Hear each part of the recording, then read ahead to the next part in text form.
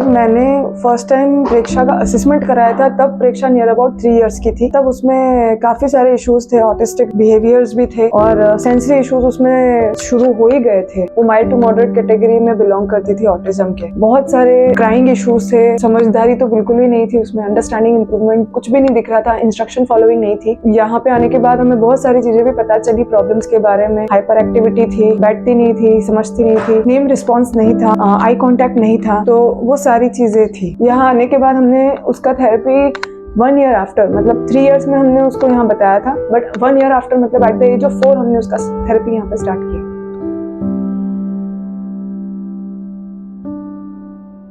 Yes, ये बहुत ही tricky question है, बहुत डिफिकल्ट क्वेश्चन है एक पेरेंट के लिए। लेकिन मुझे लगता है कि जिस तरीके से हम डायग्नोसिस लेते हैं बच्चे का, आई नो कि बहुत डिफिकल्ट होता है उस चीज़ को एक्सेप्ट करना इन द स्टार्टिंग पॉइंट। मुझे भी बहुत तकलीफ हुई थी। 3-4 महीने हम लोग समझ ही नहीं पा रहे थे कि ये चीज़ क्या होती है। जैसे कि बच्चे के बारे में स्टार्टिंग में हमें थोड़ा सा हम इम्पेशेंट हो जाते हैं एज पेरेंट्स के, बच्चे का क्या कर रहे हैं, क्योंकि बताया नहीं जाता हर चीज़।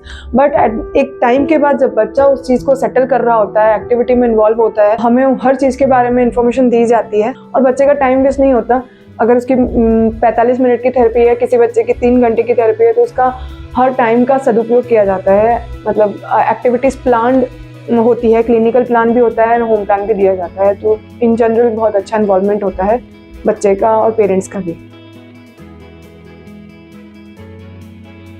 कॉन्सेप्ट लाइफ में जैसा कि मैंने अभी बताया था, वो 4 इयर्स में हमने उसका थेरेपी स्टार्ट किया था। लगभग 2021 में हमने उसका ज्वाइन कराया था। तो उस समय प्रेक्षा लगभग 5 साल की बीच में चल रही थी। अब प्रेक्षा हो गई 7 की। उस हिसाब से हमने उसमें बहुत सारे माइनर मेजर इंप्रूवमेंट्स देखे हैं। जैसे कि ऑटिज्म में कम्युनिकेशन बैरियर होता है, उसने अपनी नीड्स को बताना समझा, अंडरस्टैंडिंग में बहुत अच्छा इंप्रूवमेंट दिखा और सबसे ज्यादा फायदा मुझे इंस्ट्रक्शन फॉलोइंग में लगता है, जो कि बहुत मेजर फायदा होता है, जो कि आपके डेली रूटीन को अफेक्ट करता है एक ऑटिस्टिक बच्चे के साथ रहते हुए। उसकी स्पीच में भी इम्प्रूवमेंट्स आ रहे हैं, बहुत सारे वर्ड्स उसने सीख लिए हैं और लैंग्वेज भी उसे समझ में आती है। बट कुछ प्रॉब्लम्स होती है, उसमें उसे समय लगेगा, बट डे बाय डे वो प्रोग्रेस कर रही है। And hyper activity is also main issue था, बहुत बड़ा इशू था। हाइपर एक्टिविटी में भी इम्प्रूवमेंट्स दिखे।